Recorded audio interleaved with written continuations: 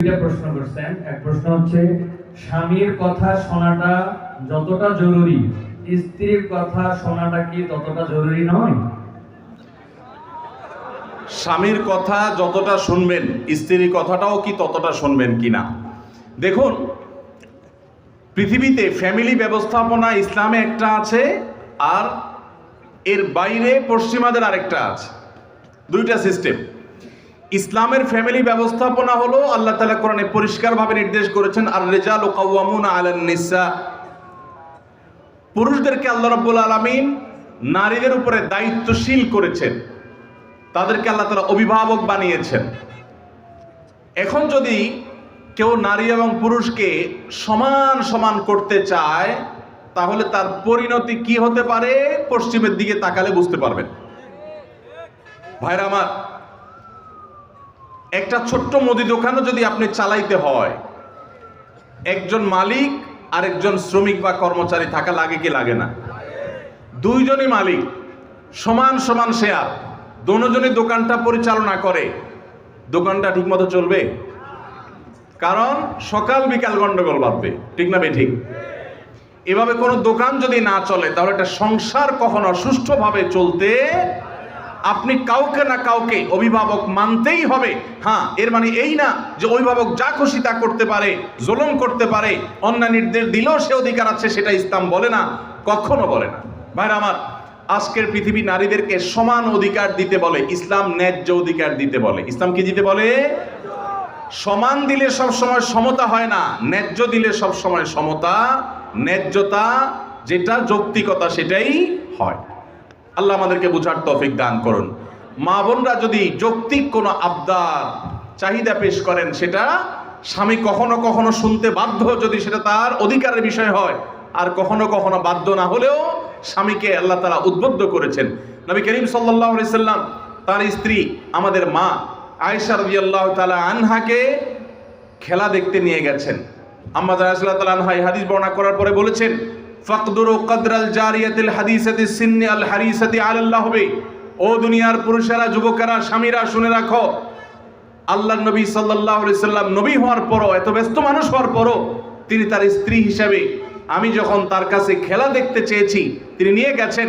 যতক্ষণ পর্যন্ত আমি নিজে বিরক্ত হয়ে উঠে না আসি, ততক্ষণ পর্যন্ত নবী সাল্লাল্লাহু আলাইহি সাল্লাম বসেছিলেন, আমাকে নিয়ে আসেন নাই, বলেন নাই আয়েশা চলো আর কত দেখবা, এটা বলেন নাই। অতএব তোমরা তোমাদের কম বয়স্ক যে সমস্ত স্ত্রীগণ আছেন, তাদের বিনোদনের প্রতি, আনন্দের প্রতি তোমরা খেয়াল রাখবে, এটা আমাদের আয়েশা বলেছেন। তাহলে বোঝা গেল, স্ত্রী যদি কিছু চায়, সেটা পূরণ করবার জন্য স্বামী যথাযোগ্য চেষ্টা করবেন, যদি অন্যায্য না হয়, অন্যায় না হয়, অযৌক্তিক চাওয়া না হয়। কিন্তু এর মানে এই না যে ইসলাম সবাইকে সমান অধিকার দিয়েছে, সমান অধিকার দিলে মারামারি ছাড়া আর কিচ্ছু হবে না। পশ্চিমে যান, কোনো সংসার বলতে কিচ্ছু নাই। গত সপ্তাহের কথা, নিউজিল্যান্ডের একটা শহরে, অকল্যান্ডে, আমাদের এক প্রবাসী বাংলাদেশি ভাই বুয়েটিয়ান, ওনার বাসায় উনি নিয়ে গেলেন ফজর নামাজ পড়ে, মসজিদ থেকে পাশে ওনার বাসা। তো ওনার বাসায় গিয়ে আমি একটু আশপাশে কিছু গাছ টাছ দেখলাম, দেখে বের হচ্ছি। উনি আমাকে দুটা জিনিস দেখালেন। এক হলো বললেন যে, ভাই আপনি যে সবজি চাষ করেন ঢাকায়, ওই ভিডিও দেখার পর আমার ওয়াইফের চাপে আমি এই যে লাউ গাছ লাগাইছি, সেই লাউ গায়ে অনেক লাউ ধরছে। চিন্তা করলাম, আমরা কাজ করছি এখানে 11,500 কিলোমিটার দূরে, আমল হয়েছে আলহামদুলিল্লাহ 11,500 কিলোমিটার দূরে।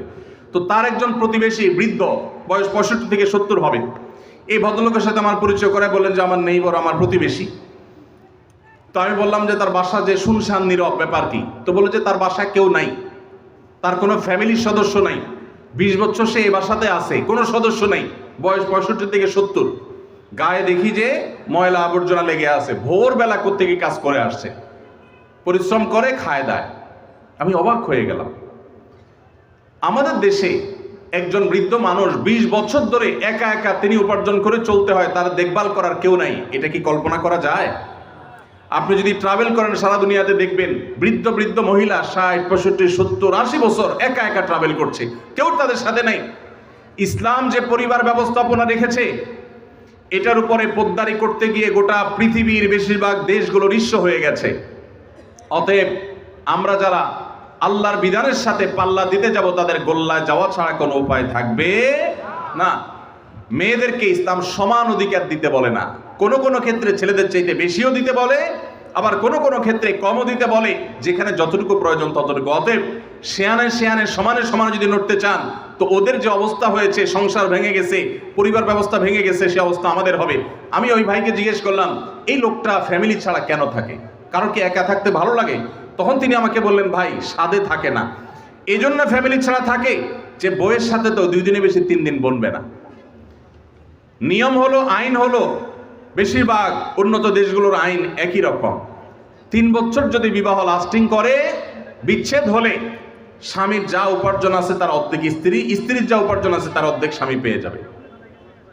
এই আইনের কারণে মানুষ বিবাহ করতে চায় না, অবৈধ সম্পর্ক দিয়ে সে কাজ সারে, যার কারণে সন্তান হয় না, জেনারেশনের মধ্যে গ্যাপ তৈরি হয়ে যাচ্ছে। আল্লাহ তাআলা আমাদেরকে ইসলামের মতো সুমহান জীবন বিধান দিয়েছেন, এর চেয়ে যৌক্তিক, এর চেয়ে সুন্দর, এর চেয়ে সুখ, এর চেয়ে দাম্পত্য শান্তি আর কোনো সমাজে কল্পনা করা যায় না। আল্লাহ তাআলার শুকর সেজন্য।